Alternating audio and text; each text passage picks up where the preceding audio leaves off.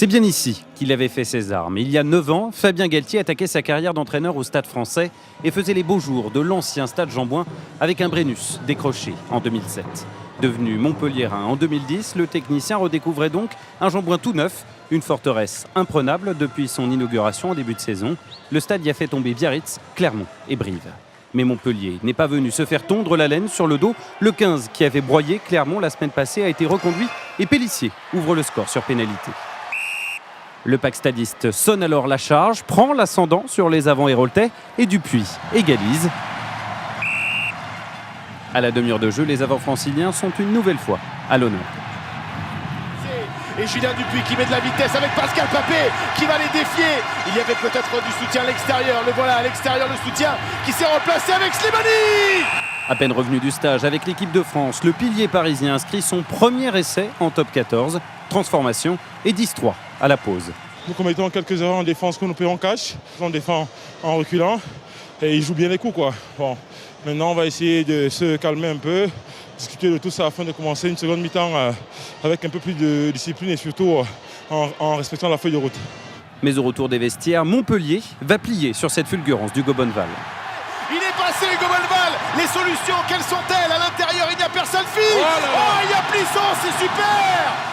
Décisif à Oyonnax le week-end passé, Bonneval délivre une passe auprès qui n'est pas en avant. Le co-leader domine nettement le troisième du top 14, 18-6 pour les Parisiens. On voit Montpellier couler jusqu'à cette chandelle de Pélissier. Le troisième ligne Toulouse est plaqué, se relève et sert son ouvreur François Trinduc. Pas de transformation, 18-11 score final. Fabien Galtier ne sera pas le premier entraîneur à faire chuter son ancien club dans sa nouvelle arène. On sait que la semaine dernière, Montpellier a fait un gros match contre Clermont. Et nous, on avait à cœur de rester invaincu dans ce nouveau Jean-Bouin. Et voilà, on a mis l'accent sur la mêlée et on est très content. C'est sûr qu'on est content d'être premier. Il y a encore des gros matchs qui arrivent la semaine prochaine. Il y a Toulouse et voilà, maintenant on passe à la semaine prochaine. Je crois que physiquement, toute l'équipe est très bien. Et après, voilà, pour mon cas personnel, je crois que j'ai enchaîné 7 matchs sur 8 où j'ai fini tous les matchs à chaque fois. Donc voilà, je pense que là, la fatigue se fait un peu ressentir sur ces fins de match avec un peu de tension. Donc voilà, là j'ai pu tenir quand même, j'ai eu des crampes à la 74e, donc voilà, il me restera 5 minutes à travailler pour essayer d'éviter ça. On a manqué de déplacement, la défense parisienne était très agressive, montait vite et nous a reculé sur les plaquages, on avait peu de solutions, donc c'était dur de mettre en place notre jeu. Voilà, après peut-être le manque de fraîcheur, c'est pas une excuse, tout le monde joue le même jeu. C'est dur à l'extérieur, ce top 14 cette année.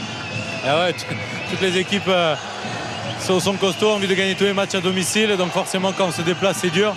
Voilà, on le voit encore aujourd'hui, tous les déplacements sont compliqués pour nous.